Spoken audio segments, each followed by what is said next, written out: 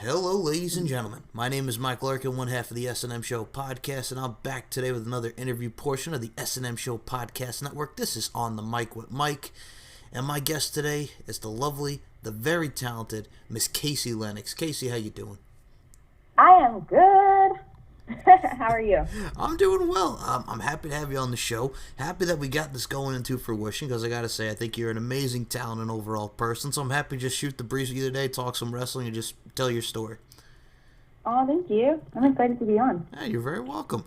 Let's start from the beginning. Growing up, who were some of your favorite talents? And talk about what was that defining moment or matchup that you said, you know what, this is something that I want to pursue, that being a career in professional wrestling.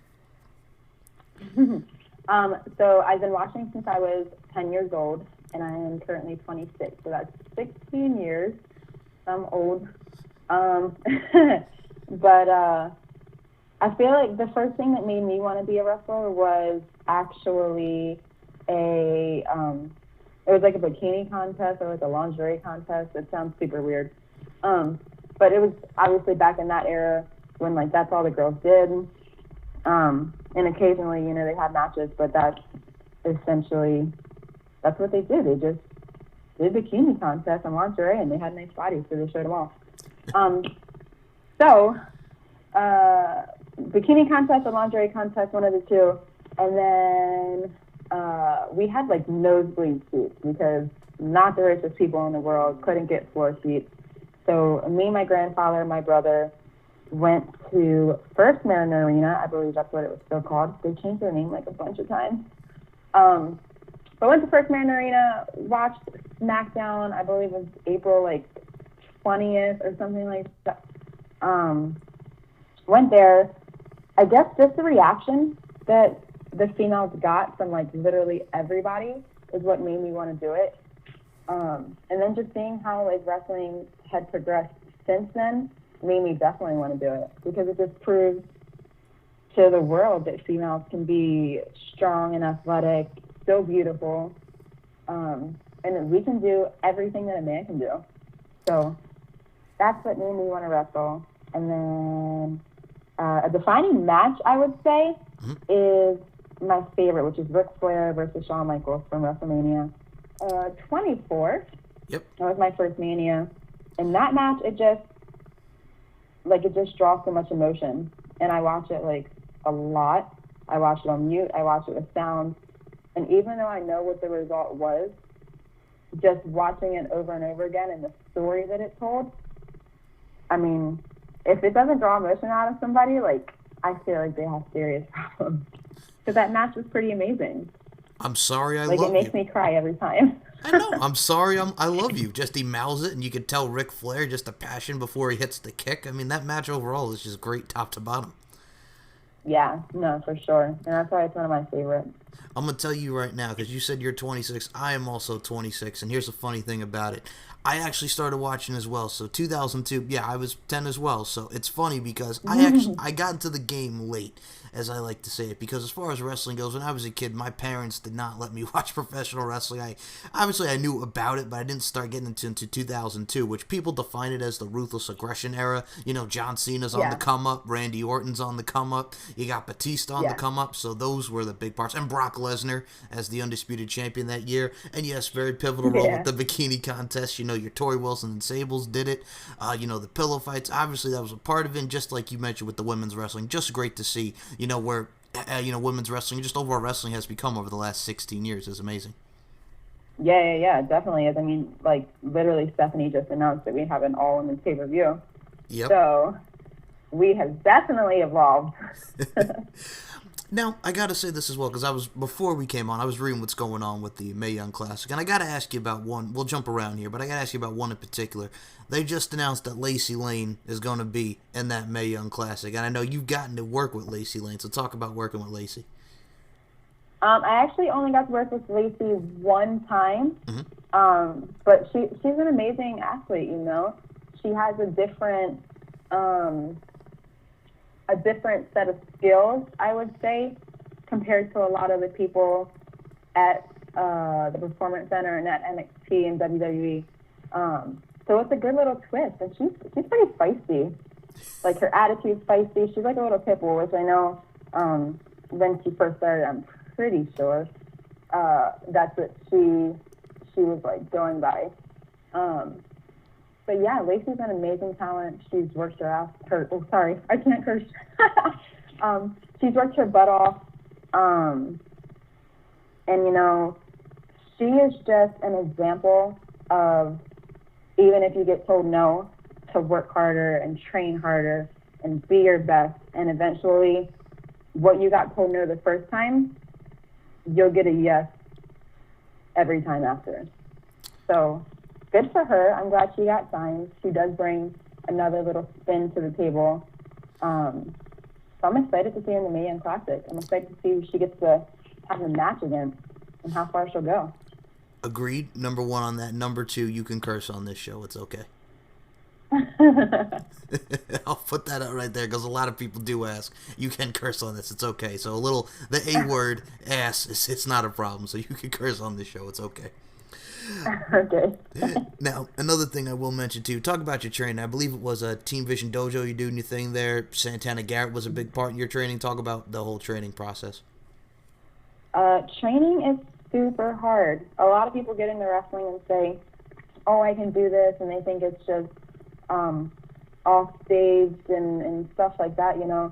But wrestling is one of the hardest sports ever. I mean, who decides to just get in a ring and slam yourself on 2x4s? Like, it sounds super crazy, but it's such a fun life. Training, though, like, I trained for a year about 5 or 6 years ago, maybe even 7. I trained at Gilbert's Professional Wrestling Academy. I believe that's what it was called.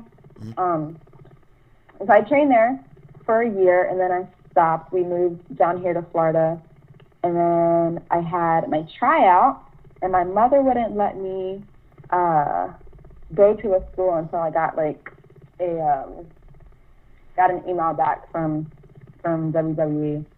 So unfortunately, I got a bad email, but that's when I just started my training process, and I feel like I've definitely advanced. Like, I know so much more than I did before.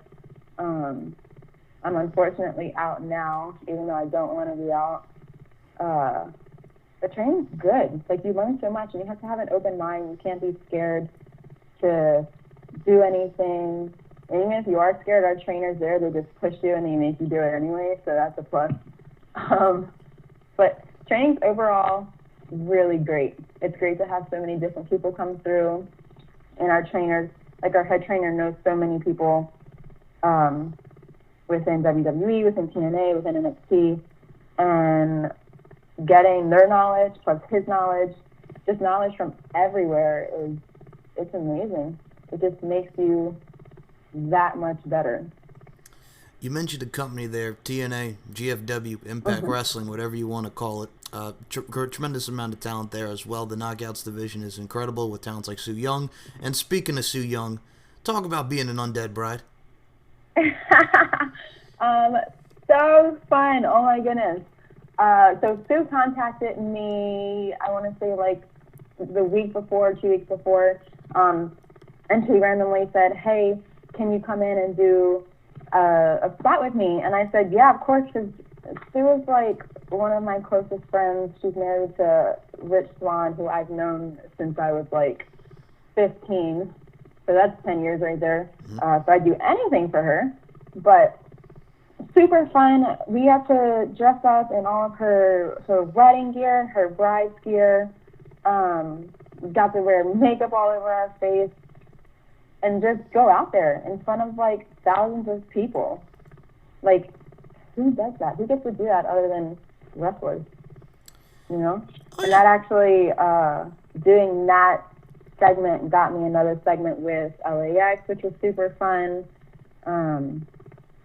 So I love TNA. I love going there and just helping out and like listening to the talent stories and just seeing the backstage production of everything. You know, I feel like as an athlete of any stature or as an actor or as any person, you should always like try to dabble in different areas just because you never know what your forte is going to be, you know?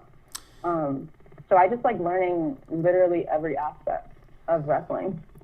You know, it's also funny that you mentioned that because I remember that. I mean, you got guys like Kingston, you got Santana, you got Ortiz. They're doing their thing now. We got the LAX versus the OGs and Impact now. They just did their thing at Slammiversary. So that crop of talent right there, and Eddie Kingston being the veteran that he is, Conan, you got stars like Santana and Ortiz coming up. So that's a great learning experience as well. Yeah, definitely. They've been in the business for a very long time. And obviously, they have to know what they're doing because they're signed to one of the top wrestling federations, I would say, in in the world. And so they have to know what they're doing, and they go all over the world. They go to Japan, they go to England, they go to Canada because that's where TNA is based out of now. But yeah, just listening to all of their experiences and lessons and knowledge, it's definitely something that I feel a lot of talent should do. I'm going to tell you this right now. As far as you mentioned places like Japan, places like Canada, UK, Mexico, I got to say, the crop of international talent that we have nowadays in wrestling, not just women, but all in all, in general, is absolutely amazing. And I got to think that that's a spot that you want to be wrestling up in the UK, Japan, Mexico, the whole nine. Definitely a goal. Definitely. That's why I can't wait to come back and prove myself and prove that I can be in those countries and stuff like that. And I think a prime example of that is, man, you look at the girls in Stardom. You look at what they're the girls like Mayu Iwatani. You got Kajetsu. You look at the girls in Rise. You got girls like Delilah Doom, Shotzi Blackheart, who's just on Impact, Tessa Blanchard, who's also on Impact and the Rise champion now, Shimmer, be doing their thing for years and years and years, and the crop of talents that went from there to WWE or in the Mae Young Classic, etc., Shine, the whole nine. Just again, amazing crop of talent. And I gotta say, as far as evolution goes, man, I'm in Myrtle Beach, South Carolina now, so I'm definitely going to be taking a trip back, probably to New York, to visit family. And if I get the chance and the opportunity, I definitely want to hit up the Nassau Coliseum to see some WWE evolution in that area. Yeah, definitely. Nassau it's a pretty big stadium. I used to go there because I'm from Maryland, so we used to go to New York all the time. But it's a pretty big stadium, and the turnout is going to be amazing. When tickets go on sale, they'll most likely sell out. So I wish I was up there. Florida's so far, but I might just have to buy a plane ticket and get up there. You know, it's so funny. I agree, and it's so funny because, like I mentioned, with you, I started late, and I started in 02 watching wrestling. This was the second event that I went to. It was actually at the Coliseum, top to bottom SummerSlam 2002, and that was the card that featured Brock Lesnar beating The Rock for the undisputed title. You saw Shawn Michaels coming back, beating Triple H in the non-sanction. That's another one that ranks there. So yeah, the Coliseum has had many tremendous moments for professional wrestling. Yeah, for sure.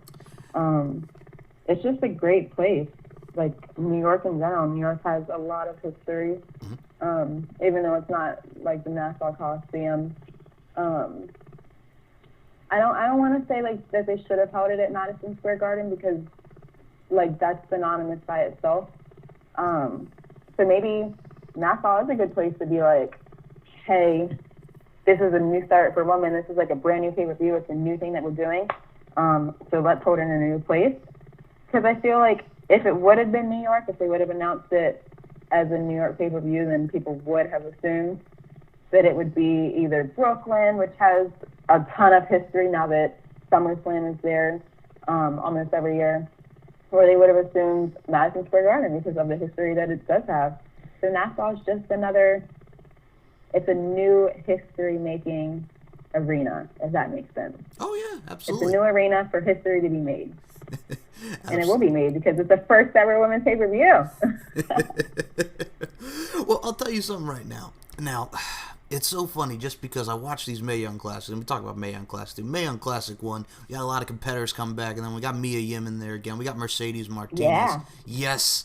Amazing, amazing talents. And one name I got to ask you, because I had this individual on. You got the chance to work with her. She was in the inaugural Mae Young Classic. Talk about Renee Michelle. Talk about working with Renee Michelle. Renee is the best. She trains at our school quite often, and just her ability to just come up with random stuff and know things that nobody would possibly know, just to randomly put stuff together is amazing, and so many people don't have that have that ability. So I feel like so many people, or I personally, I just go like by the book and I just do what other people do and stuff like that. So she will literally just see you do something and then put her own spin on it, which is amazing because, you know, that makes it hers. That makes it original. But she's really sweet. She's really nice. I love working with her. And, you know, I just hope she comes by more because I miss her. And I was actually, speaking of Renee, I was going to message her and tell her I miss her. So thank you because now I get to message her. You're very welcome. I'll tell you right now from talking to Renee. Renee is an excellent talent and just an overall very nice person. So my sentiments exactly. She's a very wonderful individual. And speaking of another wonderful individual, my God, you got to work with a young lady. Seen her in Impact Wrestling. She was Rosita. Now she's on the WWE stage as Zelina Vega, the manager of Andrade Cien Almas, another amazing talent. Talk about working with Thea Trinidad, Rosita, Zelina Vega. Thea is amazing. Same sentiments as like Renee. Thea and I actually got to work together a lot more, just because she just came to the school more. But she has such an amazing work ethic and such an amazing personality and such an amazing, how do I say it? How do I say it? Oh my goodness. Just such an amazing drive, and she's so good at personality-wise and ring work, and I personally cannot wait for her to have a match in WWE, which is hopefully what they're building up to with this Lana and Rusev storyline. But I just want the world to see, which I'm sure they have, but I want the world to see on the main stage exactly what she's good at. She's good at everything, but like she's a really, really good wrestler. I absolutely agree with you on that. Yeah.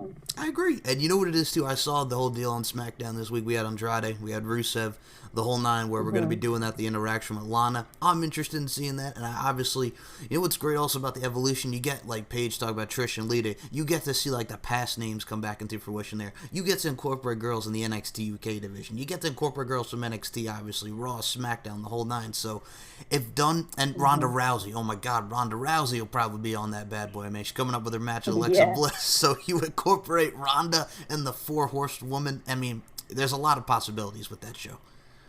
It's going to be crazy. It's going to be really good. I can't wait for that. Well, hopefully, I don't even know what kind of matches they plan on having, but hopefully it's one where it's just Ronda and the Four Horsewomen, and then the Four Horsewomen of WWE. That would be an amazing battle. I mean, I feel like a lot of fans expected that match to happen right after the Mae Young Classic, because if you remember, the interaction, the stare down. Three of the original. Say it again. I was going to say, the interaction, the stare down that they had, the Four Horsewomen. Yeah. Mm-hmm. Yeah, I feel like a lot of people, even myself, wanted that match to happen somewhere after the first Mae Young Classic, and here we are on the second Mae Young Classic, so hopefully we get a little match like that. Not a little, it's going to be huge, because it's going to be like a 4-on-4, but hopefully we do get that match sooner rather than later, and hopefully at the pay-per-view. I'm going to tell you straight up, and I saw this on Twitter as well, because somebody brought up the whole interaction at the Women's Royal Rumble this past January, which was another amazing contest. Man, that stare down, the Sasha and Trish doing their whole, like, the boss thing. Man, a lot of people want to see Sasha and Trish go one-on-one. Yeah, that would be fun. That would be a good one. Trish is definitely still an amazing talent. Obviously she brings it every time she comes back, and she looks amazing. Obviously, hey, that's a plus. Mm-hmm. But I would personally like to see a Trish and Nikki, because that's what I grew up on. But new versus old, or era versus era, that would be dope too. Man, Trish Stratus and Mickey James at WrestleMania 22 match of the build where she was all obsessed with her. Man, you're just bringing back great times with that. You know what it is, too? That's another thing. I grew up on that as well. And, man, I still remember just that 2006, 2007 time period. I still remember Kevin Federline beating John Cena on Raw back in January 2007. Yeah. So there was a lot of memories, man, just like I'm saying. Like, people talk about, and this was still when John Cena, this was even before Hustle, Loyalty, Respect. I think he still had the Chain Gang going at the time with the whole Chain Gang. Yeah. Oh, my God, yes. Like I said, we could go on that time period all day because we both grew up around the same time around that time period. So, yeah, absolutely. Yeah. And and also this was another pivotal point. You think of 2007 with the Impact Wrestling game, TNA. You got to talk about the knockouts. Gail Kim, women's champion. The matches with Awesome Kong. You get to see a lot of the upstarts, the beautiful people. Roxy Laveau, Christy Hemme did her thing up in there. I mean, and Tara, Brooke Tessmacher, Madison Rayne, the whole nine. So just to see the evolution of the knockouts as well is amazing. Yeah, for sure. They literally. Gal's an amazing talent in herself. She helps backstage at TNA in any way she can. She still puts on amazing matches. But like you said, the evolution of TNA right now, or Impact, or whichever you want to call, we've got the likes of Tessa Blanchard, we have Kiera Hogan, we have Sue Young, and I feel like I haven't watched TNA as recently. I mean, I'm always training and I'm always working, so I can't really watch wrestling. So it's either YouTube or on demand. The Tessa versus Kiera match, I believe it was on a few weeks ago, less than a month ago, though, I feel. Yeah, the street fight match, yep.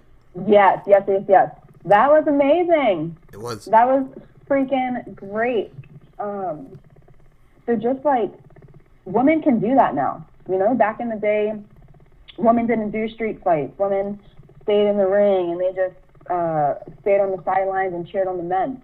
But now we're out here having the same matches as men are, and we're main eventing shows and stuff like that, you know? So it's definitely a huge evolution for both TNA, for Japan, for Mexico, for WWE, for all female wrestling.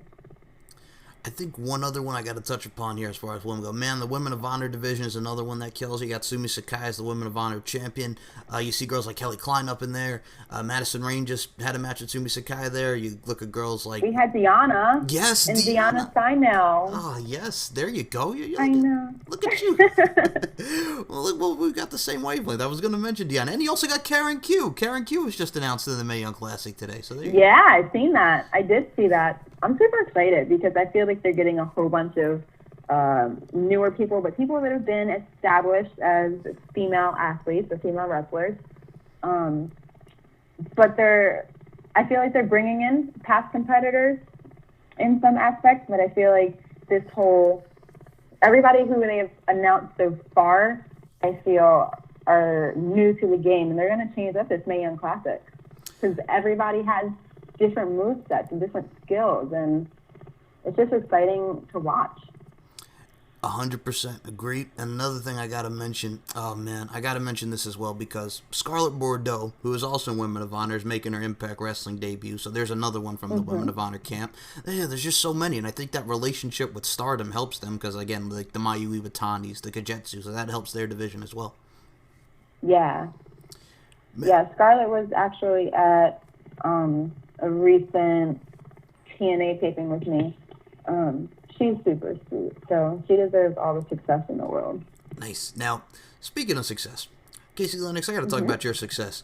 Man, we talked about Undead Brad. We're talking about your opponents. We're going to get to some more I have for you. I got to talk about MLW. MLW, my goodness. I love the show. I got to say this right now. I think what the guys and gals do, and one in particular that I've seen a match for you, man, you with Selena De La Renta tearing the house down, just killing it in the ring-wise. Another one who I believe is unfortunately injured, and I truly wish her nothing but the best. She's an amazing competitor in person. I mean, talk about working with Selena. Yeah. You got her now in MLW. You're doing your thing in MLW. Selena's doing her thing, managing low-key, current MLW champion. Talk about Selena De La Renta. Selena is a boss. Like, literally, if you cross her, like, at all, she will literally just shut you down. And she hustles for everything that she has, you know.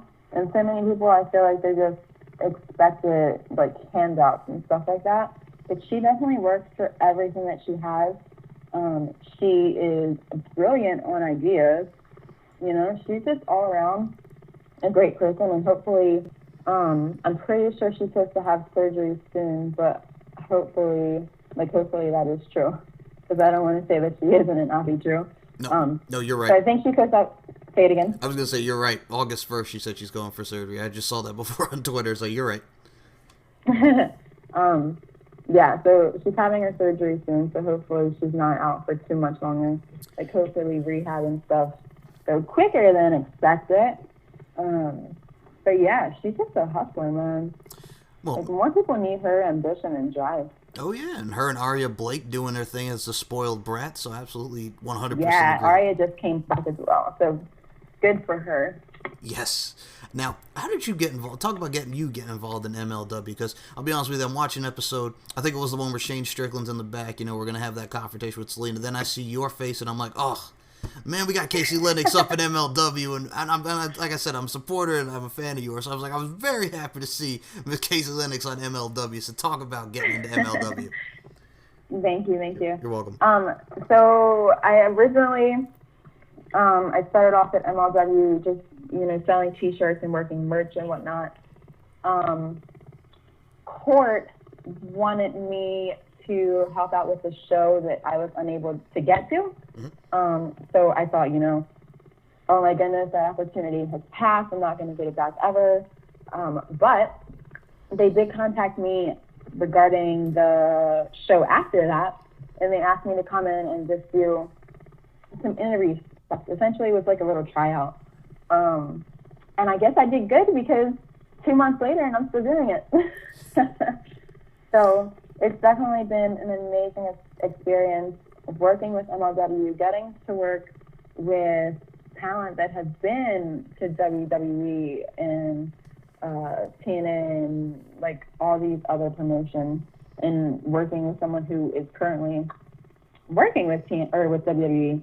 So that's an amazing experience, and again, an amazing learning experience for me, you know. All right. Now, I got to mention this as well, because we were talking about venues, and this kind of ties in, because I know MLW's been out there in New York. They just had an event out in New York doing their thing, an amazing show. All right, I got to mention this. So, October, we got Evolution, Nassau Coliseum. October 14th, a couple weeks before it, Impact Wrestling's coming, Bound for Glory, Melrose Ballroom. So that's going to be a hell of a month. You got Melrose Ballroom, Impact Wrestling, Bound for Glory up in Queens, New York. Then you get Nassau Coliseum with WW Evolution. So that is going to be a month for October as far as wrestling goes. Yes, I just was saying, like, I just saw that, and I'm like, all right. You know, I'm very happy, because I've been to the Impact shows out there at Westbury Music Fair back in the day when they were doing their thing on Long Island. So coming to see them back to New York, and as far as Queens, I think that's amazing for them. Yeah, and then October 4th, I believe the day is, it's the week before Impact. MLW is back at the Melrose Ballroom. That's right, yes. So thank you. That'll be fun. MLW, we have 2 shows coming up, 2 announced shows that are coming up. We have our Fort Lauderdale show, which is going to be at the War Memorial Auditorium. So that's down here. And then we're back in New York on, October 4th. It's going to be a Fusion TV taping, so that should definitely be good. And MLW never disappoints. Court always has a trick up his sleeve, and things are always changing. And if you are in New York, or if you're in Fort Lauderdale, or any of the surrounding areas for either of those cities, get to MLW, because I promise you the show will be amazing. You will not leave without your money's worth or without satisfaction. So get your tickets, and I'm going to plug MLW super quick. It's MLWtickets.com, or you guys can go on to MLW on Twitter, on Facebook, on Instagram, and then keep up to date with, you know, all of the matches, all of the tickets, and whatnot. So, yeah, we're back in New York, too. Don't forget about us. Okay. Thank you. Now that makes me happy because I that's right. October 4th. As soon as you bring, I'm like, oh yeah, that's right. MLW Impact. Okay. Thank you. Thank you for now reminding me that because now I forgot about. And I didn't mean to forget it. Just I had a blank because all this week I've been seeing Bound for Glory and Evolution. I'm like, oh yes, Yeah. MLW. I gotta check out MLW. So yes. No, Yeah, but definitely have to check it out. We sold out our first show. We sold out the first show in New York, and we had to add extra seats, which we also sold out. So this event should be amazing as well. So get your tickets. They're not on. I don't think they're on sale yet. I'm pretty sure they're not. But if you want to come. It'll be a great show. Actually, they are on sale. So get your tickets. Man, I got some more opponents to talk about. One you mentioned was Aria Blake. Man, I've been seeing you doing your thing with Aria Blake. Very happy to see her back as well. One in particular I got to mention as well. The announcement came out not too long ago. WOW, they're on Access TV. You got to be in the ring with Amber O'Neal. Talk about working with Amber O'Neal. Amber's such a sweetheart. Oh my goodness, I love her to death. She's another one who has like a bunch of experience in wrestling. You know, she has a bunch of just her personality is very big. She has been in one of the top stables. She's been in the Bullet Club. She's Bullet Babe. So learning from her is amazing. We don't get to work each other as much, you know, which sucks. But whenever we're together, we just catch up, and I do learn more and more from her. So I love her. Shouts to Amber. All right, one I got to mention as well, because I'm not going to lie, Kaci, you've been coming up in a lot of my interviews, and I'm happy to talk about it, because you've had many great matches with these people. One in particular I got to mention, man, it's the lady of the Midway. I'm talking about Roxy Rouge. Talk about working with Roxy Rouge. Roxy Rouge, I took your title. She's really good. I've worked her at ACW. I've worked her at Real Pro Wrestling, and that's why I took my title.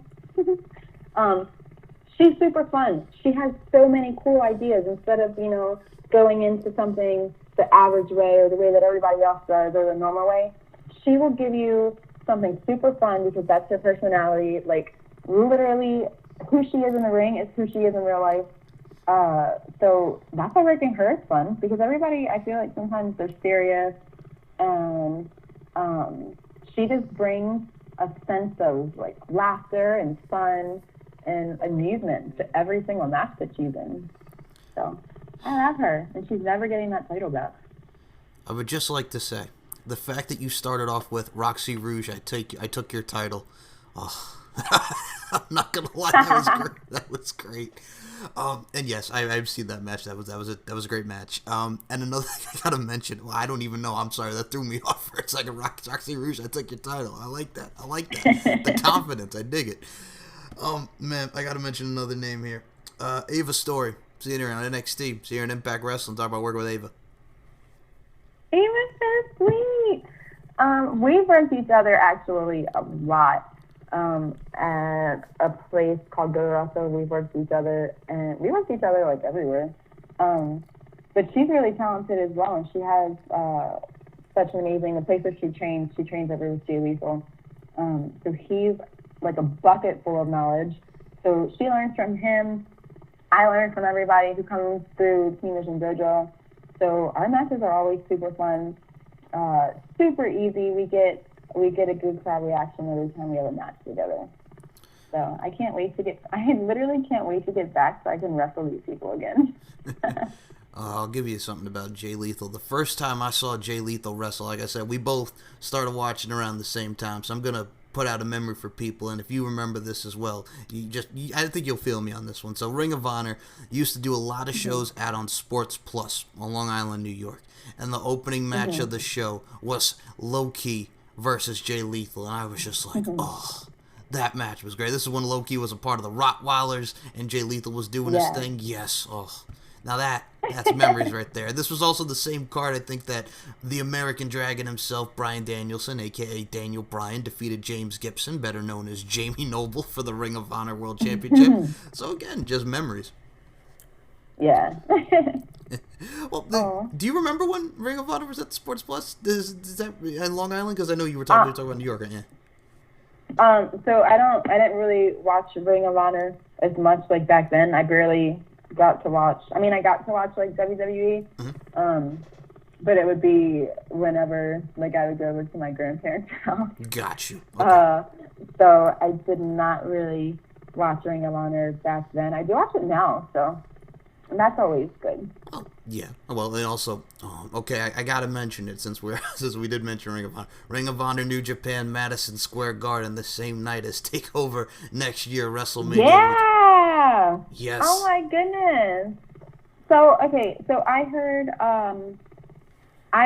that the event was shut down. It was. And the original event. Yep. And then I heard that literally that same day that the event was back on, and it was New Japan and ROH together, and I was like, oh my goodness, that's going to be crazy. So I'm going to be in New York, so I'm super excited and hope I can get to that event. If I can't, then like I hope at least somebody records some matches, or I can get somebody's account information or something crazy like that, because those matches are going to be insane, and I'm super excited. New Japan just had a show here in Orlando. That was insane, and it's super cool getting to see people from Japan come here and wrestle, because sometimes you're so used to seeing the same athletes in matches, but sometimes you get used to what they do sometimes. So seeing people from Japan come over here is amazing, especially seeing Rocky Romero. He's one of my favorites, so I got to see him wrestle live for the first time, so that was pretty exciting. Man, Rocky Romero, Ring of Honor, him and Trent Beretta, Roppongi Vice. You got Roppongi 3K with Show and Yo, man. Rocky Romero. I was always entertained by Rocky Romero. I'm just happy to see him doing this thing in New Japan. As, like I said, Show and Yo are an amazing talent. The former Tempura Boys, now Roppongi 3K. And just the matches they have at the Young Bucks, just the whole nine. Oh. Yeah, they're pretty amazing. It sucks because like I try to YouTube some stuff all the time and I can't really find anything, so I think I'm just gonna have to cave in and get make a New Japan account so I can just watch the matches. Get yourself on that New Japan world, Kaci Lennox. Get yourself on that New Japan world. Yeah. Okay, now you mentioned Ava Story, and another opponent I got to mention every time I see Kaci Lennox, you doing your thing. Man, Amber Nova is always up in there with you. Talk about working with Amber Nova. Amber is super fun to work. She's super athletic. She has a really good moveset, and we train together sometimes. We work together a lot. So she's cool. Like, she's cool in my book. I wish I could do half of the stuff she does, but I can't. So I just have to stick to my power moves that I'm learning now, and some of the stuff that I did previously. But Amber is A-okay in my book. We're all cool. I can't wait to get back and work her. And she currently has our Believe championship, or our Believe tag team championship around her waist, her and X Clover. So if I'm back and she still has those, I plan on taking those too. Okay. Austin Aries is the belt collector. You going to be like the new female belt collector? Is that what you're saying? Just going to take all the championships? Is that what you're saying right here? I'm going to take all the championships. I wish. No, honestly, I do hope championships are like a show for the company that you can, hold your own, I would say, and that you're up there with the best of the best. And even if I don't win as many championships as I hope to, getting to compete for those championships, or getting to compete in the ring with the athletes that hold those championships, that's a win for me. That means I'm just as good as them, or I'm almost as good as them, or I'm making my way to be as good as them. Okay, now this one I have to mention as well. Obviously, Santana Garrett had a big part with you. And Santana Garrett I've always said, man, that's a girl that just needs to be signed and locked down. I mean, I've seen her doing her thing in Impact, all over WOW, the independent scene. She was in the inaugural Mae Young Classic. She just worked a great match with Dakota Kai on NXT. And I'll tell you right now, if nobody has seen that match with Dakota Kai, my God, that was a great match. But Santana Garrett is another one that really is just amazing. I know you've got to work with her as well. I did. Santana trained me for a few months when I first started. Um, she's obviously amazing. Her personality is amazing as well. And she's been doing this for a few years. Um, so, she knows a lot. She's been to Japan. She just came back from Haiti, I believe. So she's literally an international superstar. uh, I love her so much, and she just um, continuously teaches me stuff. She teaches so many of the female athletes from all over the world stuff. She like knows everything, which is crazy. But whenever I'm around her, I try to soak up as much information and knowledge that I can. She knows, who she is. She knows what she does. And anytime she goes out into a room of people or onto any show, she will literally get the biggest reaction ever. So that's my goal. So I hope one day, I'm as good as she is, and then I can get as much of a reaction as she does. I'm gonna tell you right now. But I love you, Tana.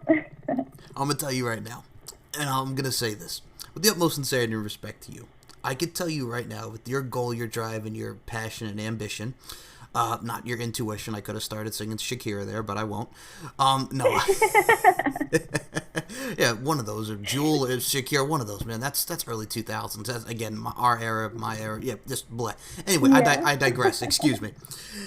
Anyway, I digress. I was going to say, with the utmost sincerity and respect to you, Miss Lennox, I can tell you that with, like I said, with your efforts, that you most certainly will have that inspiration. Some young girl is going to be watching a match or just looking back in your tapes and just saying, yo, reason why I got into professional wrestling, I watched me some Kaci Lennox. I watched the Kaci Lennox match. So I'm going to tell you that's going to happen. you. You're welcome. Somebody else, that's going to happen. Trust me, please. It'll happen for you. Thank you. I appreciate that. No. I hope so. I just have to take care of myself now, Yeah. which sucks because I wanna I wanna train so much and I wanna get in the best shape ever, but I have to take it slow and be careful. Yes. And know? I think we all want to see you healthy and well. Just keep doing your thing. But speaking of doing your thing, man, I got to tell you some matches I did enjoy yours. We talked about, you mentioned Japan. This girl was over in Japan. Seeing her on the recent Rise of the Knockout. She took on Madison Rain. Rise of Talent. You got to get in there with the fallen flower, Kikyo. Talk about working with Kikyo. Kikyo is my favorite. Oh my goodness. She was actually, I think you just said it, that she was actually supposed to go to Japan. Or she's in Japan. I don't think she is. I think she is unfortunately injured. Yep. But Kikyo is my favorite. We wrestled a lot when I first started. She moved to California, which is unfortunate because I want her to come back so we can have more matches.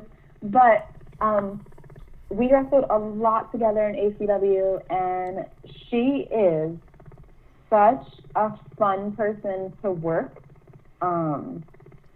She has one of my favorite matches, and it was we had a little storyline going at ACW. It was like best of 3 falls or something like that. The first match she won, the second one I won, and then the last one was going to be like a anything goes hardcore kind of match. And the first match from me and her was just amazing. I felt like that was one of my best matches to date for that period. And I just love her. She lets me do everything that I want, like all my flippy stuff and all that nonsense that I can do.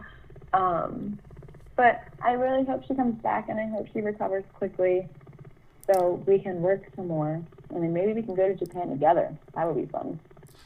I definitely want to see that, and I know a lot of listeners do, and I got to say this right now. So people, as everybody knows with these forums, I do my research and just look upon these great athletes like Kaci here. And Kaci, I got to tell you right now, I wrote down my notes. I know we were going to talk about probably pro wrestling topics just in general, but man, I'm looking at these opponents and I'm like, my eyes are like wide open because I'm like, man, look at this girl right here with the skills that kills, just going up against these people. Like we mentioned Kikyo and friggin' Amber Nova and just Amber O'Neil, just all these girls. But one in particular I got to mention here.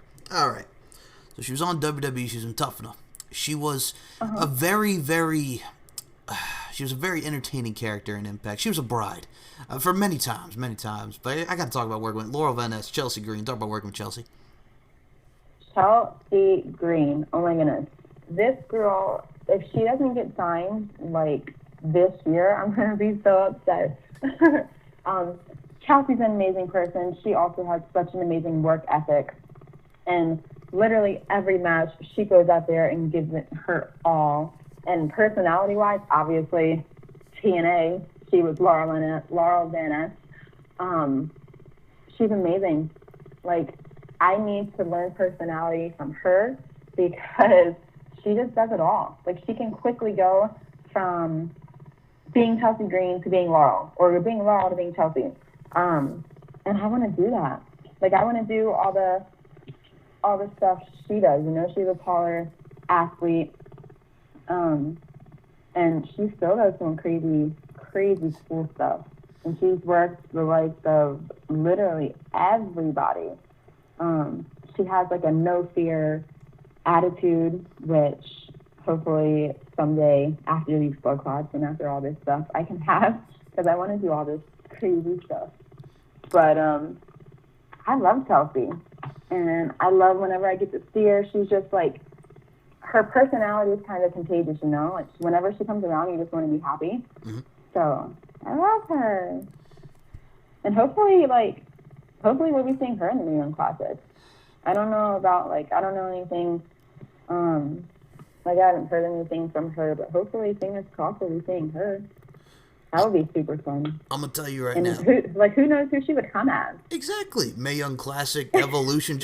Okay, I'll be honest. I'm a big Chelsea Green fan. Wherever she goes, I've always said she's an asset. So if Chelsea goes to Mae Young Classic or Evolution, I'd be very happy for her. Because I dug her in Tough Enough. Yeah. Look who was also on that Tough Enough. One of the biggest stars in NXT. I'm talking about the Velveteen Dream. Velveteen Dream was on that. Man.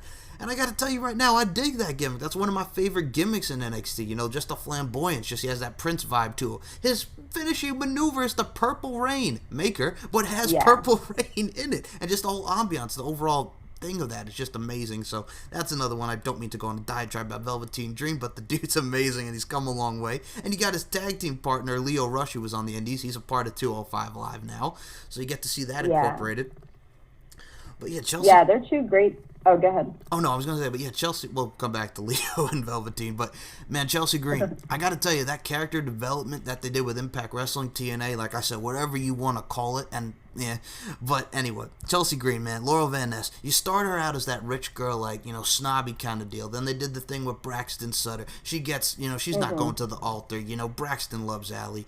And then they, you know, they had the whole thing where she's just a mess, and she's just the bridezilla from hell. And then they just incorporated more of the wrestling ability in the girls. Just the overall Impact gimmick was great, and I always loved Chelsea Green on that aspect. But yes, Velveteen Dream, Lio Rush. Leo's doing his thing. He came to collect. He's the man of the hour, 205 Live. I believe we're going to get another matchup with him and Akira Tozawa coming up in the near future, so that's going to be very good. Ooh, that'd be fun. Yeah, so me and Patrick had our tryout together, and he's just an amazing guy, you know? For his size, the things that he can do are amazing, because he's a bigger guy. He's pretty tall. He's extremely muscular. But from knowing him before he was Velveteen Dream, when he was Patrick Clark, he's definitely evolved. Like, and he embraces his character to the fullest.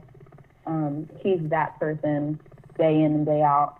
So that's super fun. And he actually got trained back in Maryland at MCW, which is technically the original place that I started. It's just under a different name, and they have different like head trainers. And one of the trainers is Patrick Brink, who was previously signed to FCW. But he's an amazing wrestler as well. So I know that whatever Patrick taught him, whatever Patrick Brink taught Patrick Clark or Velveteen, it obviously definitely worked, because look at him now. And look at Leo. Leo also went to that same school. And I mean, obviously somebody caught something right because they're two of the top talent in WWE right now. I've been saying this because I do other podcasts and shows. I've been saying on one of the other podcasts I do, we got to get Cedric Alexander versus Lio Rush for that cruiserweight title. It has to happen. Oh yeah, oh yeah, that'd be a good one. It has to happen. But I feel like didn't last night? I think Drew won, right? Yeah, Gulak is now the number one contender. So now we're gonna get Cedric and Drew for the future, which I'm looking forward to that cool. as well. That would definitely be good. They're two different styles, two very different styles of wrestling. Cedric is he flies. Drew is very ground based. And I've been watching Drew for I've been watching him for years. Because he used to come down to shows at EWA and wrestle back in Maryland. So I've been watching him for years, and it's super exciting to see guys like that, like guys on 205, like Tony Nese and Drew Gulak, Lince Dorado, who currently he helps us down at the dojo. Guys like, okay, I'm going to call him Spanky. Brian Kendrick, that's what it is. I was going to call him Spanky. Oh, my goodness. Guys like that, like I watched them while they were on the indies, and Brian Kendrick obviously watched him before he was a 205 guy. So it's exciting. Like 205 has a lot of talent, and Lio Rush is just adding to that talent pool. So excited to see what happens. So 2 things I'll add to that. Number 1, I love you. Because that's exactly how I saw these independents too, so I'm right there with you. And number two, 100% agreed. Just because, man, Brian Kendrick doing his thing in Ring of Honor Japan before, then he comes in as Spanky. Yes, you could say Spanky because he was Spanky. He was Spanky McGrail Spankins. When friggin' John Cena and him had that battle rap and the John Cena, and he's wearing the clock like flavor. Oh my God, good times. And then you see him and Paul London doing their thing as the tag champs. Then he's the Brian Kendrick. He's the man with a plan that we all know and love. But before that, he had Ezekiel Jackson with him. And then you see guys like Tony Nese. I've been watching this dude since 2005 when he was teaming with a guy by the name of Plasma on the independent scenes. And for those that don't know, Plasma would go on to be Trent Beretta. And I mean, that dude is just amazing. There's a lot of amazing people on that 205 Live roster. And then you incorporate who we see some of the UK talents there, like Tyler Bate, Trent Severn. You got Pete Dunne. You can incorporate them on some 205. And they're amazing. And seeing what they're doing on NXT. And the NXT UK brand, I'm so excited that they got because there's a lot of girls in there, like Killer Kelly. You got Isla Dawn, who's in the Mae Young Classic. I know. She's going to be in the Mae Young Classic. That's what I'm saying. So, yeah, Isla Dawn in the Mae Young Classic. And just... It's going to be good. It is going to be real good. Yeah. England produces some, like, amazing, amazing talent. And that's why I watch that a lot as well.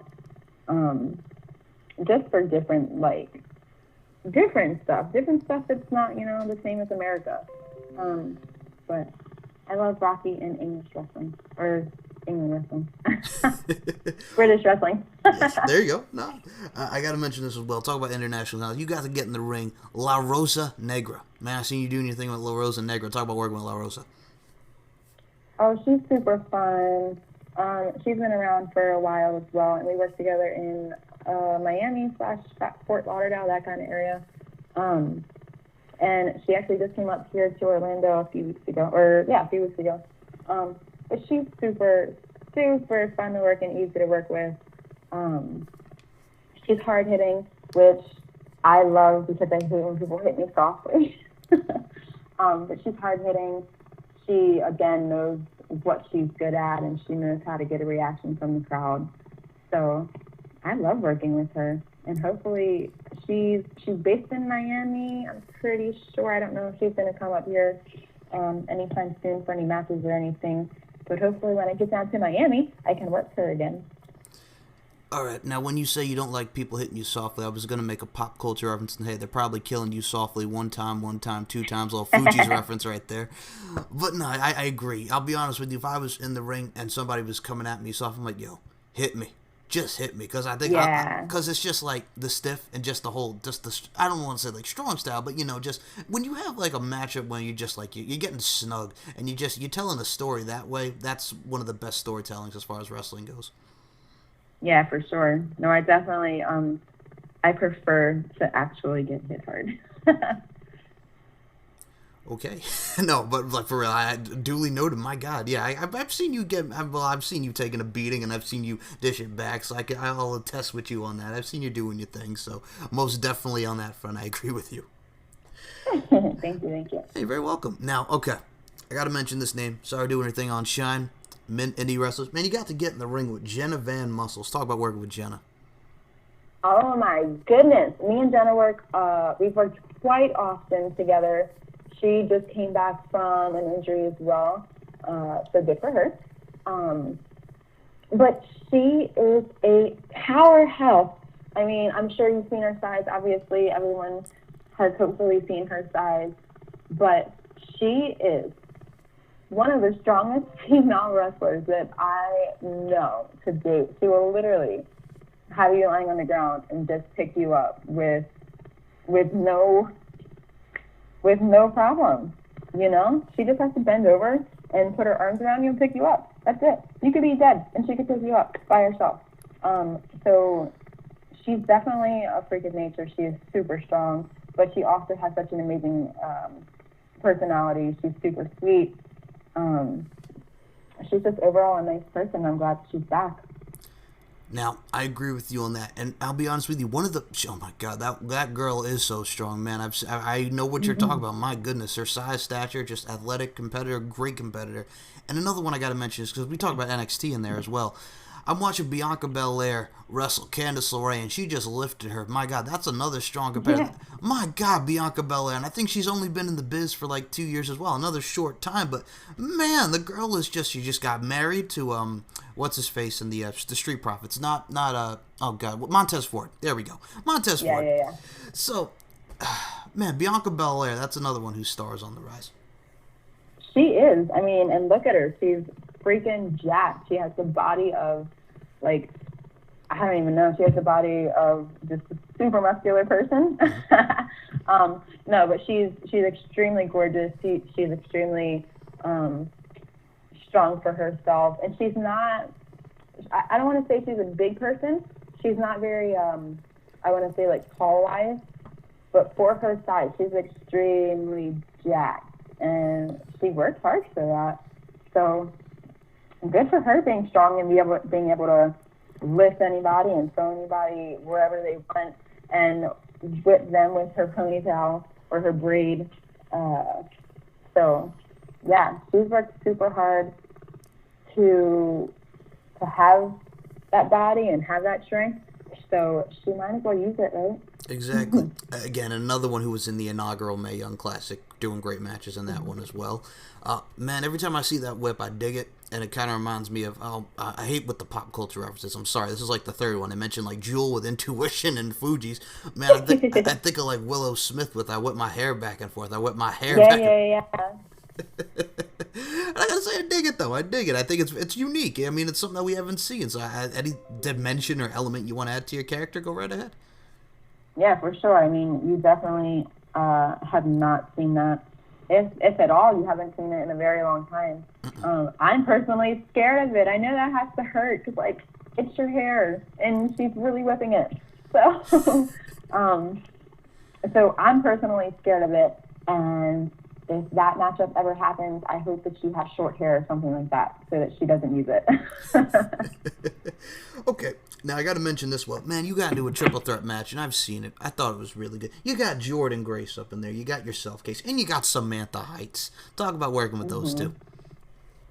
First time working both of them, and it was such a fun experience. I've always wanted to work people like Jordan Grace because she's everywhere. I never like don't see her name on an advertisement or in a tweet or something like that. And then Samantha Heights, that was my first time working her as well. She's from Ohio. She's not from Parma, Ohio, but she is like from Ohio. So they both bring something different to the table. Jordan is a powerhouse, and Samantha throws lots of strikes and kicks, and she's not one to like throw a soft one. She definitely gives it her all when she throws it. So that was a perk of working with her. And I took a power bomb from Jordan. So it sounds crazy. Like, who just wants to take random power bombs? But it came off really good, and it looks very, very nice and clean and smooth.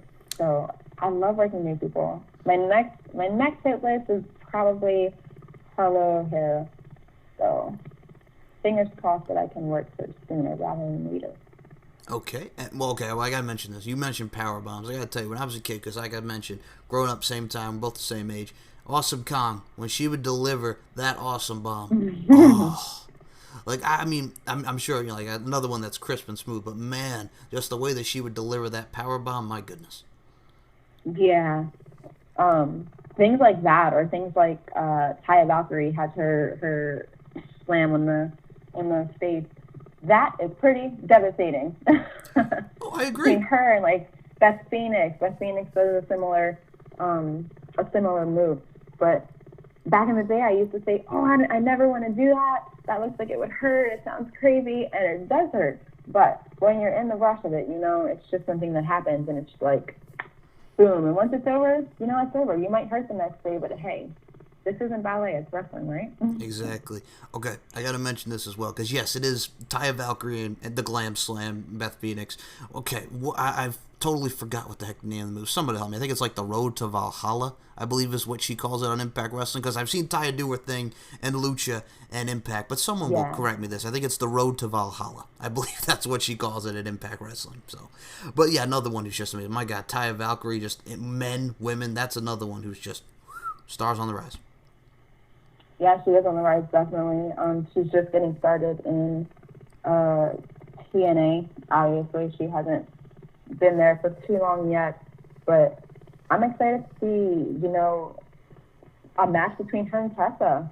I haven't seen that yet. I don't know if they even had it.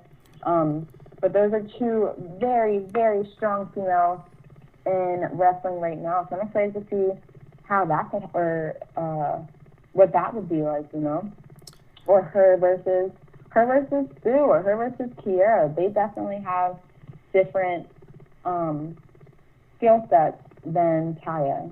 So I want to see all these matches. I even want to wrestle Taya. Well, I would love to see that. And I got to say, man, Tessa Blanchard, I think all those girls with the knockouts are great. Just Tessa Blanchard, my God, there's something about her. And I got to say, as far as women, with you ladies, I mean, you got the sex appeal, you're beautiful, but physical standpoint also in the ring as well, my God. The girl's very crisp. And just from the beauty part of things, man, just when she just comes in, she's fierce, but she's beautiful, man. She does the thing, she does the turnaround, she does the Yeah, she wink. definitely is. Oh my God, she does the turnaround, she does the wink, and I'm like, man, that's a beautiful one. But like, oh my God, she's gonna drop me on my dome, hang woman DDT, I'll call it. But I'm like, damn, but she's gonna kill me. Oh, but yes, another one I gotta mention, amazing. But yes, yes. Now, all right. Yeah, Tessa's definitely good. Tess is That's amazing. great. Just all those girls, man. The knockouts are doing their thing. I think the only other match I saw Taya with, and I saw her do her thing with Kiera. She did a thing at Redemption. She wrestled Rebel not too long ago on Impact Wrestling Television. Oh, yeah. We got Katarina, Katie Lee Burchill. Katarina's over there Oh, winning. she is that. She's Yes. super sweet as well.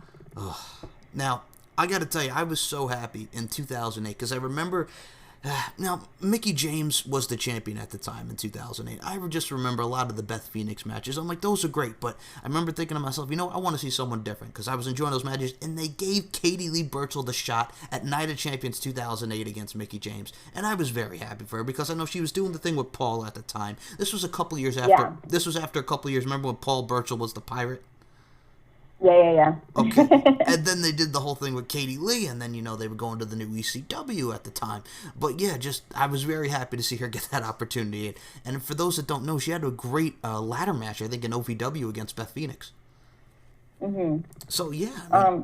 Good. She's really sweet. She's been everywhere. Obviously, she was in WWE, and her run in WWE was actually pretty long. Oh, yeah. So good for her on that. And then she's in TNA now, or Impact. So she's one that's been everywhere. She's obviously just getting started again.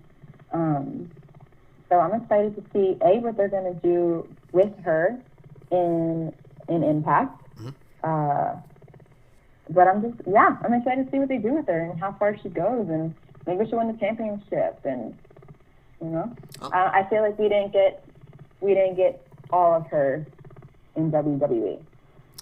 You know what it is too, like when she was winner, she's former Knockouts champion, tag team champion, doing the thing with Angelina Love, but she's coming back here now. She's Katarina, and she's being paired with Grado, and they're doing that comedy. Then you got Joe Henry along for the ride now, so it's going to be interesting to see where that goes. Yeah, Grado's so sweet. He's super fun. Right. Like his personality in the ring is again just like Roxy. His personality in the ring is exactly who he is outside of the ring. Now, I have a couple final questions, and I'll send the invite to you. Anytime you want to come back on the show, I'll be happy to have you. It's been a blast talking to you today. Thank you. You're very welcome. All right. Let's talk about... I got an opponent I got to mention, because we talked about Tough Enough. We talked about Chelsea Green. We talked about Patrick Clark. We talked about a lot of them. Man, you got to get in the ring with Gabby Castrovinci, who was also on that season, formerly known as Raquel in Impact Wrestling, doing her thing on the indies as well. Talk about working with Gabby. Gabby is a handful, but she's a good handful. Okay. She's super sassy.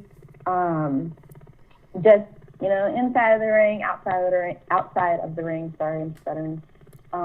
But she's super fun to work with, and she was one of the ones who showed up for other training and wanted to get better. She wanted to learn as much as she could, and she tried with everything. Like she gave everything. All of her. Like she gave it all of her heart. And I wish she wouldn't have retired. Like I wish she comes back, or I wish she would come back. Just because it was a blast working with her. And she was also one of the ones who could easily get a crowd reaction, They either loved her or they hated her or whatever she needed that night, that's what she got, So I wish she would come back. I'm sad that she retired. I want to see her back as well. I enjoyed her work as well. And I got to say, you did mention stuttering. So this will be my last pop culture reference, I swear. Joe and Mystical, I can tell you're lying because when you're replying, stutter. So, all right, I'm sorry. I'm a dork, I know. But, yeah. All right, I'll move on. Intergender wrestling. James Ellsworth. Fired, as we saw with the whole thing with Paige on SmackDown. Man, intergender champion of the world. Homage to Andy Kaufman from back in the 80s, the whole thing with Jerry Lawler, the David Letterman, the throwing the coffee on David Letterman. When you come back, you want to go after the Intergender Championship, Mr. James Ellsworth? I would love to. I've known James for years. He's also one of the ones who worked at NCW and EWA and various promotions throughout the DMV. So I would love a chance at his championship. And I hope I would win it. He's faced the likes of like Tessa and stuff like that. So hopefully I can snatch that title. But it would definitely be an honor to not only wrestle him, but just to learn from him. He's been signed by WWE, and he's had his WrestleMania moment, and his action figure, and his T-shirt, and whatnot. And that's what a lot of indie wrestlers. That's what we look for. That's what we want. That's our goal, Agreed. So for him to have it, even if it was only within a year, it's an amazing experience, for him, for people that are on the indie circuit and feel like they don't have, everything that WWE looks for.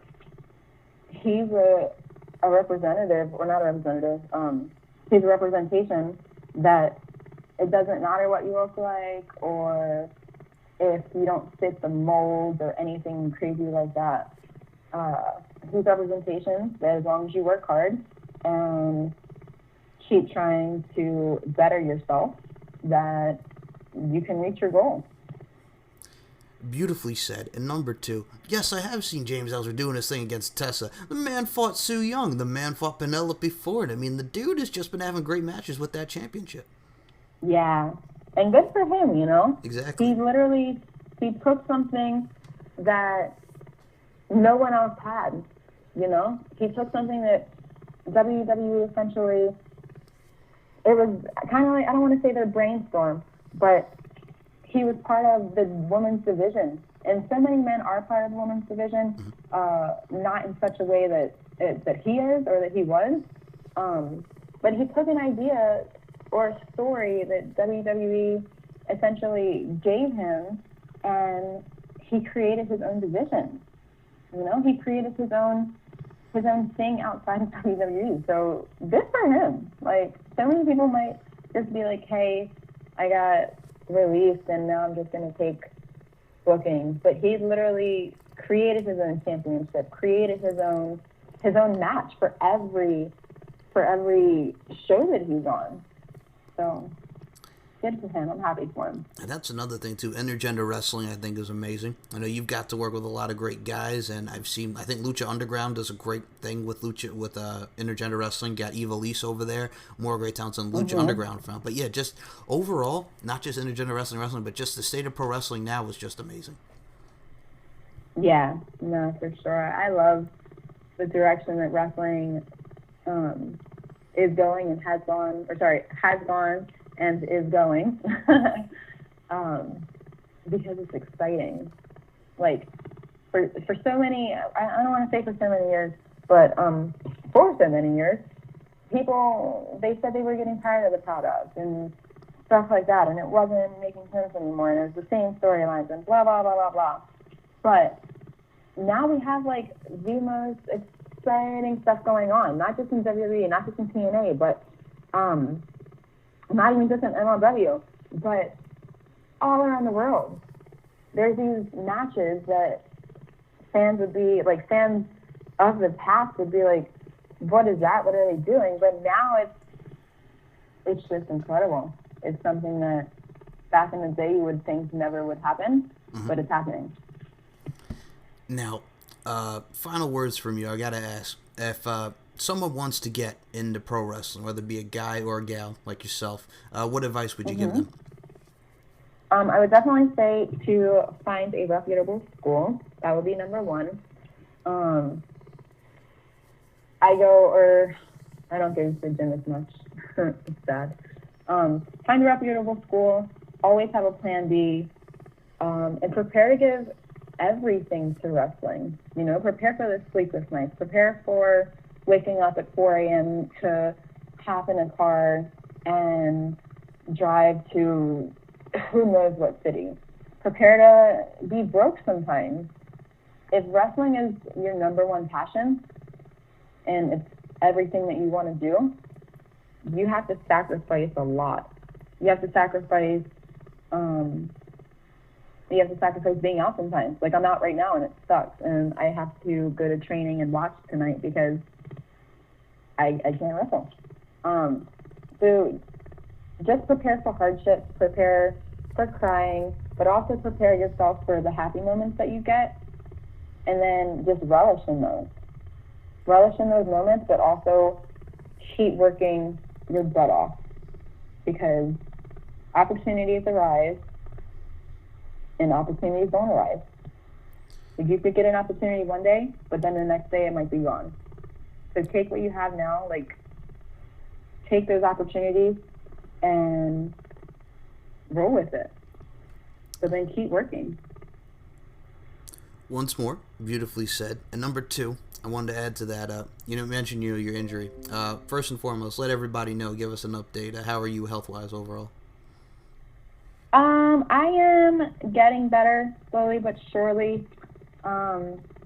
Whenever I have, like, any kind of pain, I just take it easy. Like, unfortunately, last night at training, I took some bumps that I probably shouldn't have, and it caused a little bit of pain in my ribs. But stuff like that, I'm not gonna train tonight. I'll probably watch for the rest of the week, and then get back next week. But I'm good. I'm not having any overnight pains like I was. And any pain that I do have, like I said, I just take some time off. Okay. But hopefully I'll be back soon. Well, fingers crossed. I'll tell you right now, speedy recovery to you, and a lot of us want to see you get back Thank in there. you. You're very welcome. Oh, one thing I got to mention. This is the last thing I mention. I'll have you promote the social media because you mentioned wrestling is not ballet, as we all know. I think the MMA, Mm-hmm. I think the MMA women's, not women, just besides women, the whole MMA wrestling transition's great. You know, from back in the day with Ken Shamrock, Dan Severn, Tank Abbott, Ronda Rousey, and the Four Horsewomen. I think that's great. And I think, you know what, I was always that kid that loved both MMA and pro wrestling, so I never got the whole argument, oh, well, you know, wrestling's predetermined, but yeah, they're both good in their own ways, because I love both of them. Mm-hmm. But man, I saw the book that came out. I don't know if you remember him, Dr. David Schultz, back in the 80s. He has a book out now. It's called Don't Call Me Fake. He was the guy that slapped John Stossel on 2020 for calling the business fake and pretty much saying very condescendingly that he thought the business was fake, and he slapped John Stossel right in his ear, and then he pretty much ran away and was like, oh, my eardrum still hurt from that, and I'm just like, well, you said something stupid, John, I'm sorry, and you worded it Yeah. poorly, so you kind of get what you deserve. So many people do think that Oh, No, you can go ahead, I'm done. sorry, you're breaking up a little bit. Oh, no, you're okay. I was just saying, well, you kind of get Can what you repeat deserve, you John. said the last little bit? Yeah, sure. I was going to say, well, you kind of get what you deserve, John, you know, for saying something so condescendingly and wording it improperly. So I was going to say, you kind of got what you deserve. So go ahead. What do you? Yeah, I think you know what I'm talking about as far as that particular moment and what happened. Yeah, definitely. When I tell people, you know, at work that I wrestle, they do say, well, isn't it fake? And we do learn to wrestle. But it is real. I mean, obviously, anything, I feel like anything is real. Anything that you can get hurt on is real, because if it was fake, you know, we wouldn't get broken bones, or we wouldn't get concussions or anything crazy like that. So to a point, it is real, you know? You have to, that's like saying football is fake. And football's not fake. I mean, it's a sport. They get injuries just like we do. So, you know, when people say it's fake, it's like super offensive. But that's their opinion, and I mean, you can sometimes try to prove otherwise. But as long as you enjoy what you're doing, don't worry about what everybody else thinks. Again, 100% facts. And you know what? Also, I think with those naysayers, I think it also comes from a place of ignorance too, which is a big part of it. Yeah. No, for sure. But sometimes you just gotta brush it off. Exactly. And when you're up there making that big money and they're not making it, then they'll be all fans of you. So well, I'll tell you right now. it's all good. Well, take it to the pay window, as Dusty Rhodes used to say. Take it to the pay window, baby, and just keep doing your thing, Kaci Lennox, and just keep shining. Want to see you back, and once again, speedy recovery. Now, this is where I stay on back, and I'm gonna just Facebook, Twitter, Instagram, reiterate MLW. Just go ahead. The floor is yours, Miss Lennox. Go right ahead. Yeah, for sure. You guys can follow me on Instagram and Twitter. It's MissKaciLennox. That is Miss Kaci Lennox. Or you can find me on Facebook. It's going to be Kaci Lennox is my name, or it's Miss Kaci Lennox as well. So Facebook.com/Miss Kaci Lennox. So all my stuff is the same. And then if you want to check me out on MLW, we're on beIN Sports at 8 p.m. on Fridays. It's also uploaded to the MLW YouTube account on Saturdays at 6:05. And then we have shows coming up. We have shows for MLW. We have Fort Lauderdale. We have New York City. I have a Believe show coming up. So, or I don't have a Believe show, but my school has shows. So just stay tuned to either my Twitter, Facebook, and Instagram, or stay tuned to MLW's Instagram, Facebook, and Twitter and get more info. And Kaci Lennox, I want to say this right now. I can't wait to have you back on the show in the future. This truly went well tonight, and I had a blast talking to you. And second more, I'm going to say this right now. You're a beautiful person. You're a beautiful, just overall human being, and just an amazing talent. And I really can't wait to see you back, and I'm sure the listeners can. And I truly wish you nothing but continued success. Thank you. You're very welcome. Sweet. Please, I got nothing but love and respect for you. That's what I say. I love what I do, and get to interview such great people as yourself is always a blessing on my end. So thank you. No, thank you for having me. All right. It's fun. Thank you. So, for Kaci Lennox, my name is Mike Larkin. I'll be back real soon with another interview. I think this is Casey's actually my third for this week. I think I got one more tomorrow. So just stay tuned. I got a lot of content coming on this end, the S&M Show Podcast Network. Just a lot of great times and great memories. And Casey, any final words for the fans? Just thank you for supporting me, and thank you for continuously supporting me even when I'm out. For buying me merch, for contacting promotions that you want me to be on. So just from the bottom of my heart, thank you so much. All right. And once more, for Kaci Lennox, my name is Mike Larkin. Everyone have a great day, and I'll talk to you soon. Bye.